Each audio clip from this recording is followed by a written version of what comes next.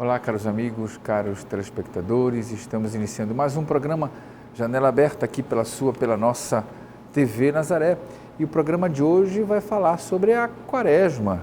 Estamos iniciando esse tempo litúrgico muito importante, um tempo forte, um tempo forte para a igreja, um tempo importante. E a gente sempre dedica, todos os anos, um programa especial para falarmos sobre a Quaresma. Quantas coisas a gente quer saber sobre a Quaresma, como viver uma boa Quaresma, um tempo forte de dedicação à nossa vida espiritual, um tempo existencial tão importante, principalmente o que refletir nesse mundo de hoje, tempos de guerra, podemos dizer assim. Agora estamos vivendo guerra, Ucrânia, Rússia, o mundo inteiro apreensivo. Temos que pensar em muitas coisas, o Papa pedindo jejum, sacrifício para que o mundo não entre em uma guerra muito forte. Quantas guerras temos dentro da nossa vida, quantas coisas a gente está vivendo. Então, a Quaresma desse ano sugere muitas reflexões, uma campanha da fraternidade que fala sobre educação, muitas coisas no tempo da Quaresma. E a gente está recebendo com muita alegria, um privilégio de receber o cônego Jaime Pereira, que é vigário paroquial da Paróquia da Santíssima Trindade, que já esteve aqui outras vezes. Nessa noite a gente saúda o cônego Jaime. Obrigado, cônego. Seja bem-vindo no programa Janela Aberta. Boa noite, muito obrigado. Muito obrigado, diácono. E obrigado e boa noite aos telespectadores também, Muito bem, cônego. A Quaresma, de fato, é um tempo forte, importante para a igreja. Eu falei agora aqui na introdução, o senhor escutou. É uma Quaresma desse ano, o Papa está pedindo, tanto sacrifício, tanto pedindo pela paz, a Quaresma pedindo pela paz. E por que nesse tempo forte o Papa está pedindo isso para nós? Por que a Quaresma se intensificam esses pedidos? Qual é a importância da Quaresma para a igreja, cônego? Então nós temos aí um motivo sério para vivermos bem a Quaresma, não é? Aliás, é uma prática antiga da igreja, não é? Nesse período de Quaresma, que começa na quarta-feira de cinzas e vai até a quinta-feira santa, então ali havia a preparação dos catecúmenos que irão se batizar na Páscoa. Era um tempo assim de preparação e de reparação também, onde as pessoas pediam perdão dos pecados. A cinza é um símbolo de luto e também de arrependimento, de penitência, as cinzas. E a igreja conserva esse símbolo interessante, não é? Então, as cinzas, no passado, era para os catecúmenos. Depois abriram para o povo, o Papa Urbano VI, em 1091, fez um decreto que a cinza devia ser distribuída para o povo também. Então, esse clima de arrependimento, de purificação, que deve acompanhar essa trajetória da Quaresma, para no fim, na Páscoa, a gente se alegrar com a ressurreição de Jesus. Certo? Agora fala 40 dias. Por que 40 dias? O que esses 40 representam? Por que ficaram 40 dias? Esse número é simbólico. Na Bíblia parece muito esse número 40, não é? E a igreja determinou que devia ser assim mesmo. Aguardar os 40 anos para celebrar a Páscoa do Senhor. Certo. Também tem os 40 dias de Jesus no deserto, Tem muito, aparece muito esse número 40. É um número simbólico, como o 12 também, não é? 12 apóstolos, 12 tribos de Israel, tudo, Agora, esse tempo, a gente vê por exemplo, muitos pedidos, a gente viu o início lá, o senhor falou das cinzas, começa na quarta-feira de cinzas. Ainda muita gente pergunta por que começa com a quarta-feira de cinzas, o simbolismo das cinzas. A gente coloca, muita gente ainda lembra da questão do tu és pó e em pó hás de tornar. É uma fórmula ainda existente, Sim. É uma fórmula que ainda existe, Eu queria que o senhor falasse um pouco da importância das cinzas, dessa celebração que nós vivemos na quarta-feira. Além desse simbolismo de penitência e pedido de perdão, tem também essa lembrança de que nós somos pó. Antigamente a fórmula era assim: lembra-te, homem, que és pó, e ao pó hás de te tornar. Né? Então, é um chamado para a gente se humilhar um pouco diante de Deus, no nosso nada que nós somos diante de Deus, né? Diante da grandeza de Deus. Né? Então, é assim. A cinza, né? A cinza, ela é o início da quaresma, E Jesus, na quarta-feira de cinzas, ele lembra três pontos importantes, né? A questão da caridade, da oração e do jejum. Então, essas três coisas deviam nos acompanhar durante toda essa quaresma. Oração, caridade e jejum. Certo. São intensificadas, né, na verdade? É verdade. Vamos lá começar com a oração. Sim. Jesus dizia que nada dessas coisas devia ser feito para o exibicionismo. Né? A pessoa vai rezar, por exemplo, como os fariseus, para serem vistos para ser vistos. Né? Aí o pessoal se admira daquela pessoa tão piedosa, né? E elogia. E Jesus dizia assim: já recebeu a sua recompensa, não tem mais nada para ele. Já recebeu elogio, tudo, né? Então Jesus aconselha: você quer rezar? Você pode rezar no quarto. Basta que Deus veja que você está rezando. Não precisa se exibir. E nós temos essa passagem do Evangelho do fariseu e o publicano, não é? É muito significativo isso.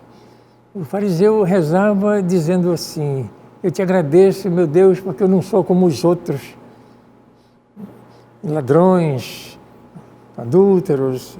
Eu não, eu faço as minhas obrigações, eu pago o meu dízimo e tal.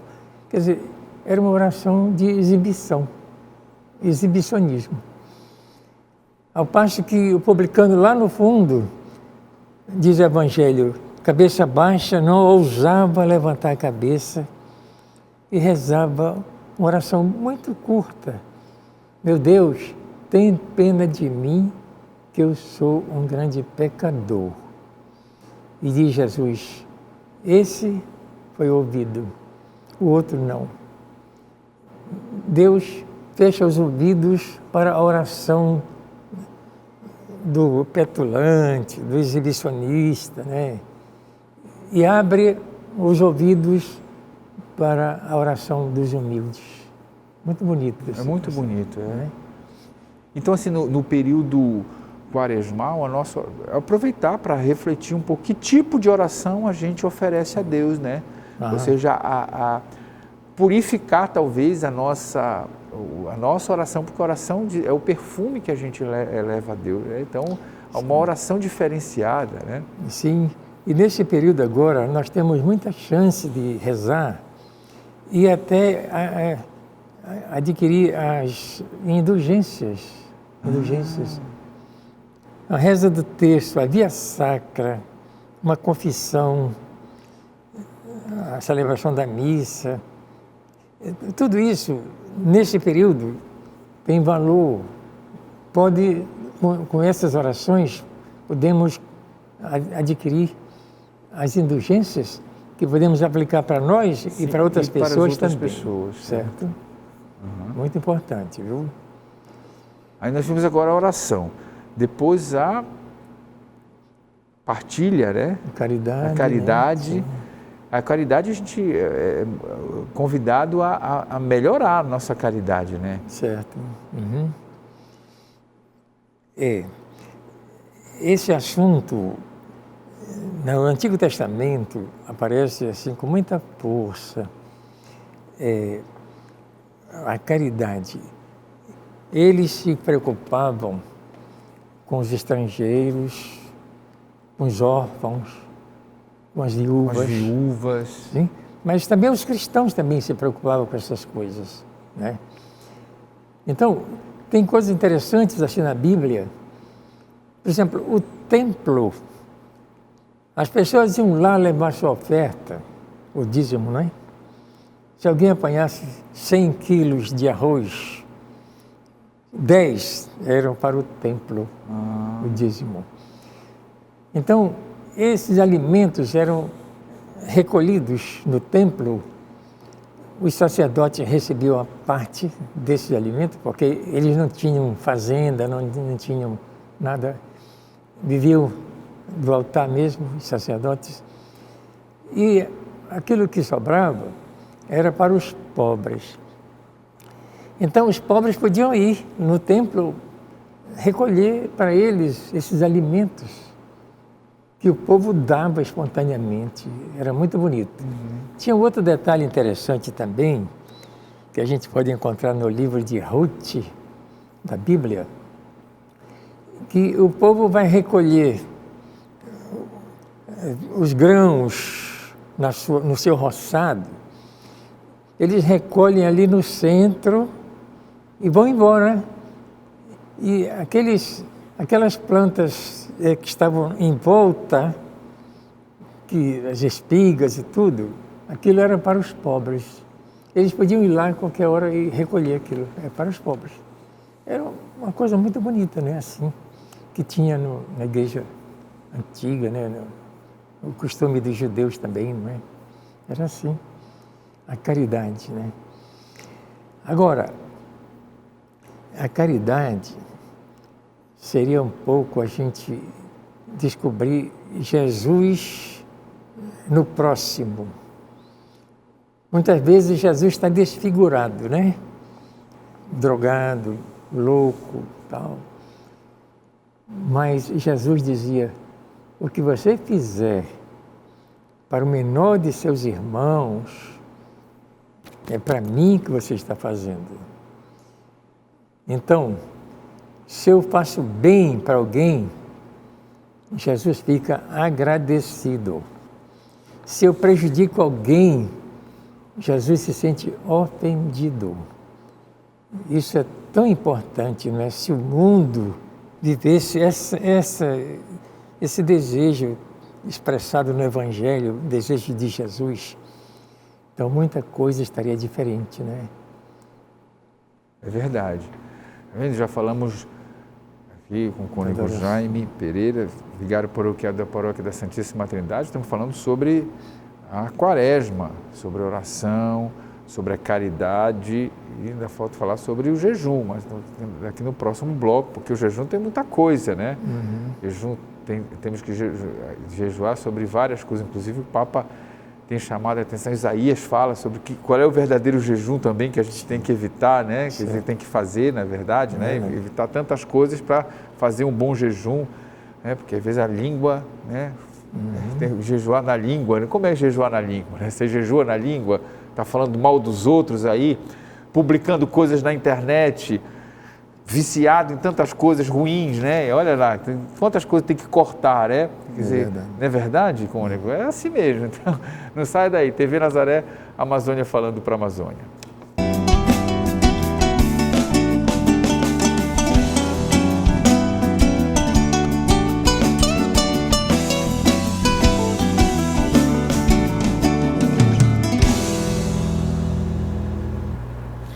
Estamos voltando com o nosso programa Janela Aberta, aqui pela nossa TV Nazaré, hoje dando espaço para falarmos sobre a quaresma, esse tempo litúrgico extremamente importante, muito importante, um tempo de preparação à Páscoa, e é sempre bom a gente falar sobre esse tempo maravilhoso aqui para a nossa igreja, aqui para a nossa arquidiocese, e o cônego Jaime Pereira, que é vigário paroquial da Paróquia da Santíssima Trindade, está aqui nos ajudando. Então, que bom que a gente está hoje com o cônego Jaime, né, que está aqui conosco, e a gente estava falando no bloco anterior falamos na verdade sobre oração, falamos sobre a caridade, né, práticas importantes na quaresma, e deixamos em aberto a prática do jejum, que é muito importante, né, Cônigo? Qual é a importância do jejum? É muito falado o jejum, e também a abstinência, né, de carne, por que aparecem, né, as disposições mais assim, digamos assim, obrigatórias na quarta-feira de cinza, na sexta-feira santa, mas normalmente as práticas pedem que toda sexta-feira a gente evite comer carne. Mas eu queria que o senhor falasse mais o jejum. Qual é o jejum que interessa a Deus? O que é o jejum? Por que isso é muito forte na prática cristã? Realmente, esse costume do jejum, que é pouco valorizado muitas vezes, que as pessoas se acostumaram a ter tudo o que querem, comer tudo o que desejam. Então, nesse período, a igreja nos convida a nos abstermos de certas coisas, lícitas até, mas para dominar a nossa vontade, não deixar que as paixões se coloquem na frente da nossa razão, né? Nossa razão tem que estar na frente das paixões. Então, é um convite para o desapego também, não é? E nós, nesse clima de quaresma, a gente procura, então, renunciar a certas coisas, não é? Esse jejum podia também, em sentido amplo, como você falou agora, não é? Jejuar também sobre as nossas palavras que saem da nossa boca, ter mais cuidado. Tem a questão da acumulação, não é? Da gastança também, né? Que é uma mania, querer comprar tudo que a gente vê na frente. Então a gente pode fazer renúncia dessas coisas, assim. Mas para o controle, né? Controle. Porque o senhor está falando da questão do jejum. Eu vi uma ideia de um sacerdote muito interessante, né? Porque qual é o sentido do jejum? O sentido no qual Jesus é, de fato, o centro desse jejum. Porque a gente, numa sociedade hoje também, fitness, né? Das pessoas saradas, tem muito jejum também, se fala, jejum intermitente, jejum para cá, jejum para lá. Mas Jesus não é o centro desse jejum, né? Muitas vezes jejum para ficar com o corpo saradinho, né? Para ficar com o corpo... Mas esse aí não, Jesus não é o centro desse jejum.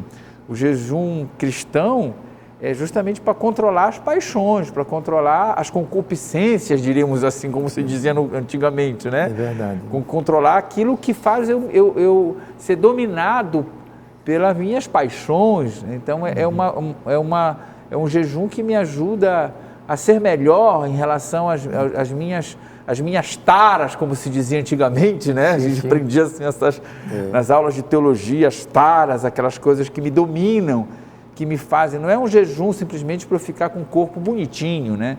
Porque não é nesse sentido. Inclusive, Cônigo, eu vi a gente até falando, por exemplo, tem gente que é viciada, como se diz, no WhatsApp, né? E eu vi gente fazendo jejum disso, de rede social. É verdade. Uma vez eu vi na televisão, perguntaram para uma jovem se alguém tirasse esse telefone de você, telefone celular. Certo. O que aconteceria? Ela dizia, eu morria. Sério? Sério. Não pode viver sem o celular, né? Para você ver, né? Então, era uma ocasião muito boa da gente fazer uma experiência assim, né? Visando educar a nossa vontade e unir com a nossa oração também, pedindo para que Deus nos faça melhores. A gente vai jejuar para ser melhor, para viver também em liberdade. A gente se despoja de certas coisas e a gente fica mais livre, é verdade, certo? O jejum. E é sempre uma prática muito importante. Os santos viviam muito. São Francisco fazia, por exemplo, 4 quaresmas, ele era de um jejum muito forte, né? Jesus também jejuou. Jesus jejuou. No início da sua vida pública, ele fez um jejum no deserto, aí ele foi tentado, não é? tentado, o Evangelho fala isso. Isso que eu lhe perguntar, geralmente no primeiro domingo da Quaresma, é nos apresentado, independentemente do ano A, B ou C, Mateus, Marcos e Lucas, as tentações de Jesus. Por que nos apresenta sempre isso com Jesus jejuando no deserto e vencendo as tentações? Exatamente. É para mostrar que também nós estamos sujeitos a tentações, né? Então, do jeito que Jesus reagiu, dizendo não, não e não, nós podemos fazer a mesma coisa também. O demônio, que o pessoal dá tantos poderes ao demônio, ele tem poder limitado. Ele pode sugerir algum pensamento desonesto ou de vingança, mas eu não sou obrigado a seguir, né? O demônio não escraviza ninguém, né? Aliás, está na Bíblia, né? Deus não permite uma tentação além das nossas forças, não é? Então, assim como Jesus reagiu às tentações do demônio, nós podemos reagir também e dizer não, não e não, pronto, acabou, né? E a Quaresma nos aconselha a fazermos como Jesus fez, né? Reagindo contra toda espécie de mal. É isso. Muito bem. Agora, esse convite que o Papa Francisco fez, por exemplo, da gente oferecer esse jejum, esses sacrifícios, essas orações pela paz, né? Como é que o senhor vê isso, Cônego? É natural, é comum, geralmente, a gente poder fazer esse tipo de oferecimento pela paz do mundo? É sim. O jejum seria um gesto de amor que nós fazemos a Deus. Nós devemos colocar uma intenção nisso aí. Eu vou fazer esse sacrifíciozinho aí pela paz no mundo, porque tem gente sofrendo até mais do que eu. Eu quero me unir a essas pessoas, né, fazendo também um pouco de sacrifício aqui. Aliás, o jejum, nós somos privilegiados, porque a gente pode escolher fazer jejum. O pobre habitualmente já está em jejum, É verdade, é verdade. Se alimenta pouco ou se alimenta mal. Então, quando nós fazemos nosso jejum, nós estamos, de certa maneira, nos ligando a essas pessoas. Aos mais pobres, né? Aos pobres. E pode ser também encarado como um protesto. Por quê? Por que esse desnível social? Por quê? Porque tem pessoas passando fome agora, né? Alguma coisa está errada, né? Mas a gente não vai entrar nesse campo aí não, né? Podemos também, se o senhor quiser. Né? É importante lembrar que a nossa sociedade é injusta, né? Às vezes o egoísmo causa tudo isso. O egoísmo, né? Por exemplo, quando os deputados, os senadores aprovam uma lei que entregar para os partidos políticos quase 5 bilhões de reais para gastar nas campanhas políticas. Para mim é uma aberração isso aí, viu? Uhum. Nesse tempo agora de pandemia e tudo. É verdade. Pessoas sem emprego, passando fome, dormindo na rua, né? Isso é muito triste. O que se gasta com armamentos também, não é? Para destruir, para matar os outros. É uma aberração também, não é? Então, são esses contrastes que estão aí, não é? E gera esse tipo de coisa. Alguns com muito, outros sem nada, não é? É isso que a gente não pode aceitar, né? É verdade. Então, o nosso jejum que nós fazemos pode ter esse caráter também de protesto contra esse tipo de coisa. E solidariedade aos pobres que estão sofrendo. Eu me lembro que na minha comunidade, Santa Isabel da Hungria, onde eu me criei na fé, diremos assim, a gente sempre fala isso, e que a ideia era o jejum, quando você faz um jejum, não é para você guardar para comer mais amanhã, guardar para comer mais amanhã, é para você guardar, e aquilo que você guardou, que você não comeu, que você não consumiu, é para partilhar. Partilhar. Né? Então, ensinar as crianças, por exemplo, aquele real do picolé que você não comprou porque fez o sacrifício, guardar aquele dinheirinho para no domingo de Ramos, dar na coleta, né, para os pobres, aprender a partilhar. Não é para guardar eu guardei porque eu não comi, então eu vou comer mais amanhã depois que não tenho jejum. Não, para você partilhar com quem não tem. É uma ideia interessante essa. Sim.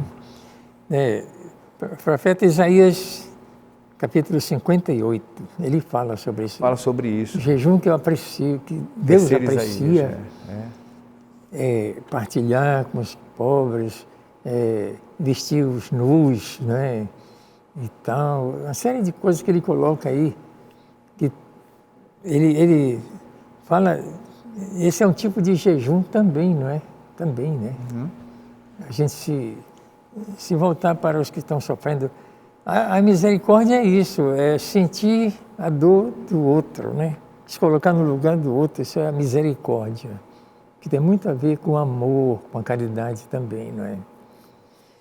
Isso é muito importante. Nesse período agora, nós temos visto muitos gestos assim de solidariedade, pessoas que querem ajudar os outros, que se reúnem e fazem coleta e tal. Uhum. É muito bonito isso, viu? É muito bonito, muito verdade. Bonito. Isso é uma prática que devia permanecer, né? Continuar. Certo. Muita gente também que pergunta por que na quaresma a cor litúrgica muda para o roxo, o lilás, né? As igrejas não se canta glória. Me explica um pouco essas mudanças litúrgicas, onde Deus chamar aqui nosso apoio. Porque nesse período agora, a igreja nos convida para a reflexão, para a oração e, se possível, para a conversão. Então, a cor roxa é uma cor austera. Ela ajuda também a entrar nesse clima, né? Porque as outras cores, por exemplo, o vermelho e tal, é uma cor alegre, né? Mas nós vamos deixar isso para a Páscoa. Aí a gente vai se alegrar de verdade com a ressurreição de Jesus. Mas nesse período agora, a gente usa o roxo, não é? Em alguns lugares se cobre as imagens também, não é? Cobre-se as imagens. Para dar realce para o mistério que nós estamos vivendo, né? A preparação da Páscoa, sofrimento de Jesus, sofrimento, morte e ressurreição. Isso deve ser o centro da nossa atenção, né? Então, a cor roxa é para isso mesmo, né? Quando estiver próximo da Páscoa, a igreja abre um parênteses e a cor do paramento vai ser uma cor mais alegre, um rosa. Um rosazinho. Né? Já antecipando as alegrias da Páscoa que vai chegar. Tá certo. Muito bem. Aí também os cantos são apropriados, né? Geralmente vem os cantos da campanha da fraternidade, que daqui a pouco eu vou lhe perguntar, né, o que é que a campanha da fraternidade aparece nesse período da quaresma. Tá bom? Não sai daí, a gente vai para o nosso apoio cultural e voltamos daqui a pouquinho. TV Nazaré, Amazônia falando para a Amazônia.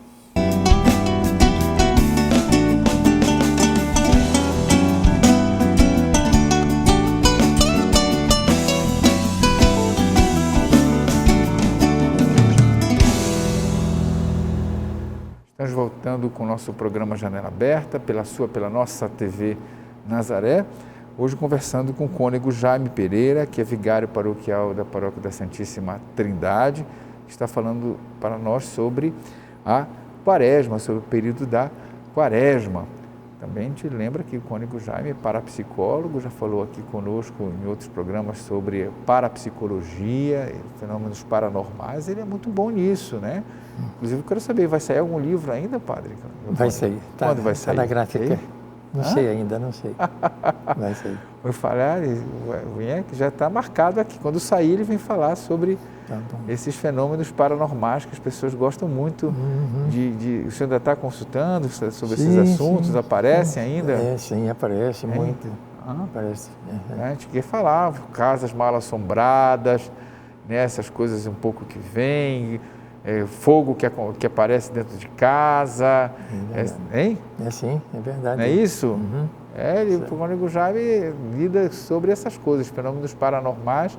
Ele tem vários livros escritos sobre isso, mas agora a gente está falando sobre Quaresma, né? Então vamos continuar falando sobre a Quaresma. Cônego Jaime, a campanha da fraternidade é uma potência da igreja brasileira, aparece muito forte esse ano sobre fraternidade e educação. É importante a gente falar sobre a campanha da fraternidade. Por que ela aparece no período quaresmal? Geralmente é lançada na quarta-feira de cinzas. Fale um pouco para nós da importância dela. Cada vez a igreja pega um assunto para a nossa meditação, para a nossa reflexão. E quem sabe, gestos concretos também, não é? Seria importante. Esse tema da educação veio numa boa ocasião, é muito oportuno. Precisa. Eu vejo assim, né? A educação interessa a todos. Olha, a igreja, as escolas, as autoridades, todos temos que nos unir nesse assunto da educação. Eu penso assim, né? Inclusive a família, se ela cumprir a sua missão de educadora de seus filhos, inclusive educadora da fé dos filhos, podemos pensar em dias melhores. Também nas escolas também.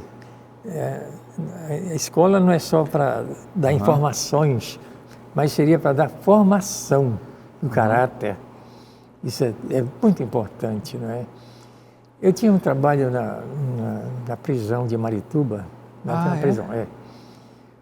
A gente reunia os presos. Aí eu perguntava assim, quem pode fazer essa leitura aqui da Bíblia aqui? Certo. Eles escolhiam o que lia melhor. Era um desastre a leitura. Olha só. Isso significa que a escolaridade daquele pessoal é lá embaixo, né? Era fraca, né? Fraca. E se a escola, além de informar, der formação do caráter, muita gente, em vez de ir para a cadeia, podia ter outro jeito de viver, não é? É importante a educação. E como eu disse, né, se todos colaborarem para a educação, teremos dias melhores no futuro. Também, se houver uma falha nesse campo aí, nós não teremos dias melhores no futuro. Será pior do que já está. Tá certo? Então, é muito oportuno esse assunto agora. Eu acho muito válido que a igreja se preocupe com essas coisas.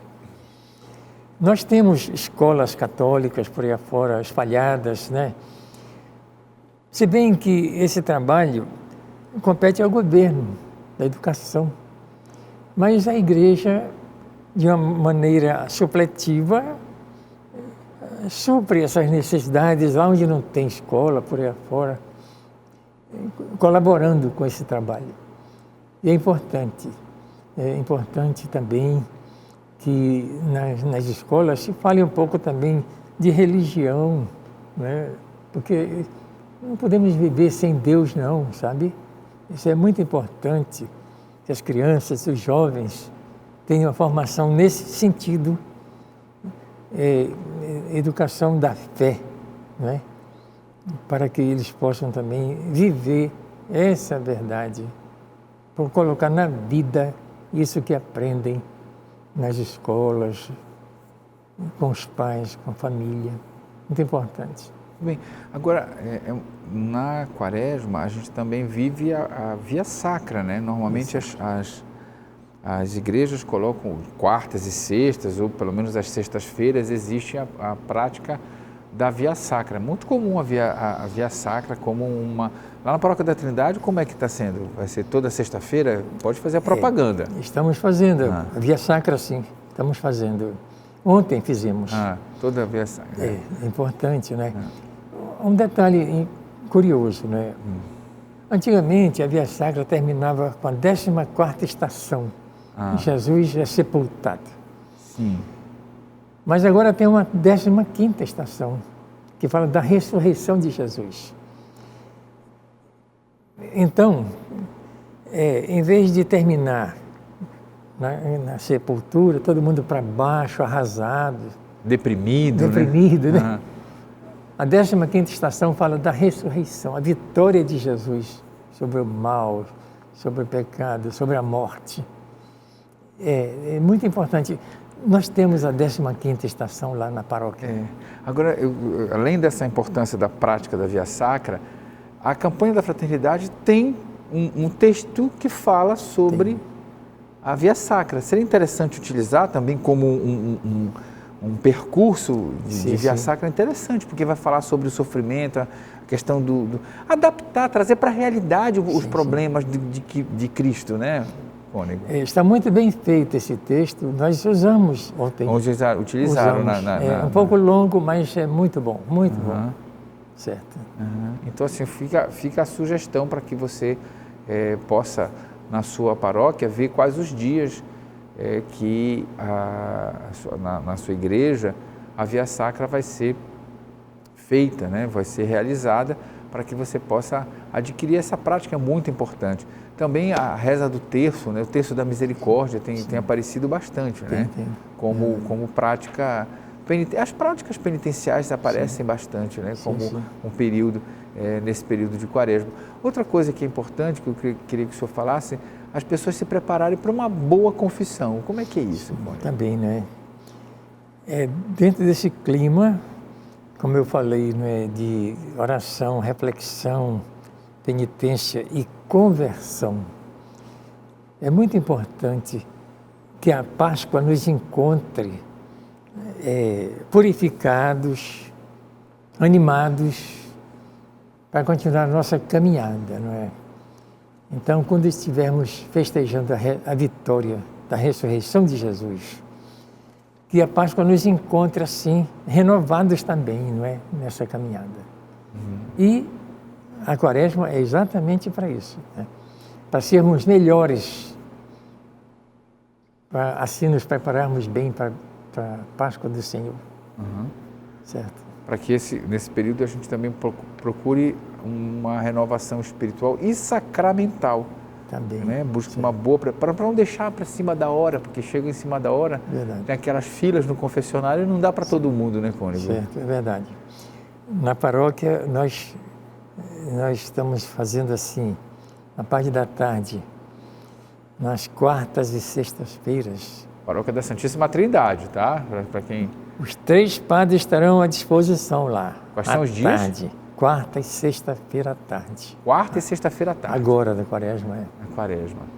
E a procura tem sido grande, Cônego? Sim, está começando a crescer o número de pessoas que nos procuram. Certo. Importante, né? Essa preparação, né? Preparação espiritual, para vivermos bem essas ocasiões que a igreja proporciona para nós, essas festas. É tão importante vivenciarmos essas coisas, né? Isso nos ajuda na nossa caminhada de cristãos. Muito, precisamos. Agora, muita gente fala que uma pessoa pode escolher também um propósito para a sua vida. Sim. Aquilo que mais você tem dificuldade, aquilo que mais você tem algo que queira mudar, porque cada um tem a sua pedra no sapato, né? Aquilo pode também escolher como um propósito para mudar nessa Quaresma. Não pode ser assim, Cônego? Pode ser. O diretor espiritual geralmente fala isso, né? É verdade. Eu tive um professor que ele fumava muito, mas na Quaresma não. Na Quaresma ele não fumava? Era um sacrifício enorme para ele. Eu percebia que ele estava sofrendo muito, porque o organismo já está viciado, o organismo já exige. Mas ele era firme, ele conseguia na Quaresma. Depois voltava de novo, né? Quando terminava a Quaresma. O importante é não continuar, né? Era importante continuar. É interessante, porque eu vejo as pessoas falando muito na Quaresma eu não vou comer doce, na Quaresma eu não vou fazer isso, na Quaresma eu não como chocolate, né? Mas é importante que isso seja uma mudança É bom quando a gente encontra uma coisa que a gente mude mesmo, né? Sim, sim. Que é um pecado que eu tenho, que eu possa consertar aquilo ali, né? Sim, sim. Acho que esse é o sentido melhor, me tornar uma pessoa melhor, né? Exatamente. E são gestos que podíamos dizer gestos de amor que a gente faz para Deus, né? Gesto de amor, importante. A respeito da oração, eu tinha ainda uma coisa para falar. Diga, pô, temos tempo ainda. A oração, nós sabemos da importância da oração na vida do cristão, não é? Mas tem coisas que muitas vezes as pessoas não sabem, não é? Os gestos que a gente pode fazer na oração. Por exemplo, quando eu faço uma reverência, eu estou diminuindo de estatura, não é? Diante de Deus. Já que eu não posso diminuir a minha estatura, eu faço uma reverência. Isso para significar que eu sou pequeno diante de Deus, fraco, e Ele é todo-poderoso. Se eu me ajoelho, fico menor ainda. Sim. Tá certo?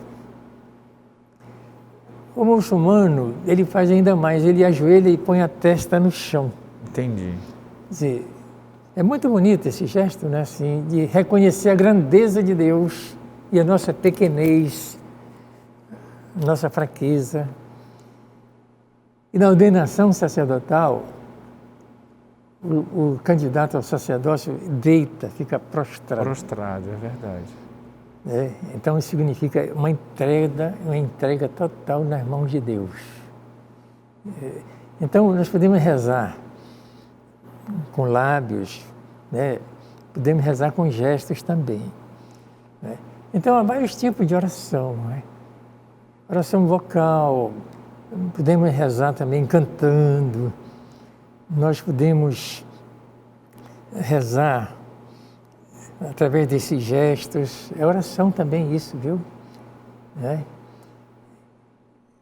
E podemos também fazer a nossa adoração silenciosa diante do sacrário, sem falar muita coisa, e sentir que Deus que está ali, Ele está nos olhando, está nos abençoando, e a gente fica ali, não é? Sem falar muita coisa. Isso é também oração, viu? Mas nós podemos na oração pedir também. Jesus dizia, peçam que vocês recebem, procurem que vocês encontram, batam que a porta será aberta. Está no Evangelho isso.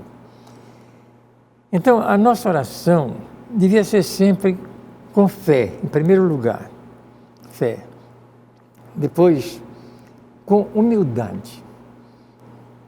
Ninguém reza como quem está mandando, mas como quem está pedindo, né? Devia ser também perseverante. Temos que ter paciência. Às vezes a gente quer logo o resultado, não é? Mas não, a nossa oração tem que ser paciente, né? Esperando o momento de Deus. Mas nós podemos pedir. Jesus fala, né? Podemos pedir para nós, também para os outros, a gente pode pedir assim. E Deus atende o nosso pedido. Muito bem, cônego Jaime. Entrevistei nesta noite o cônego Jaime Pereira, que é vigário paroquial da Santíssima Trindade. Falamos sobre a Quaresma. Quero agradecer a sua entrevista, a sua participação no programa de hoje. Sucesso e quartas e sextas na Quaresma. À tarde. Todos os padres estão lá na Igreja da Santíssima Trindade, certo. Não é isso? À parte da tarde. Tá certo. 30 segundos para as suas considerações finais, cônego, por favor. Pois é. Então, prezados ouvintes, é como eu falei no início, né? Que a Páscoa nos encontre renovados, assim, desejosos de ser melhores. Jesus dizia, vocês serão meus amigos se fizerdes o que eu vos mando. É muito bom saber o que Jesus quer para nós, o que é que Ele pensa a nosso respeito. E a gente reza pedindo essa ajuda, que Deus nos ajude a fazermos a vontade de Jesus. e Ele vai nos considerar como seus amigos.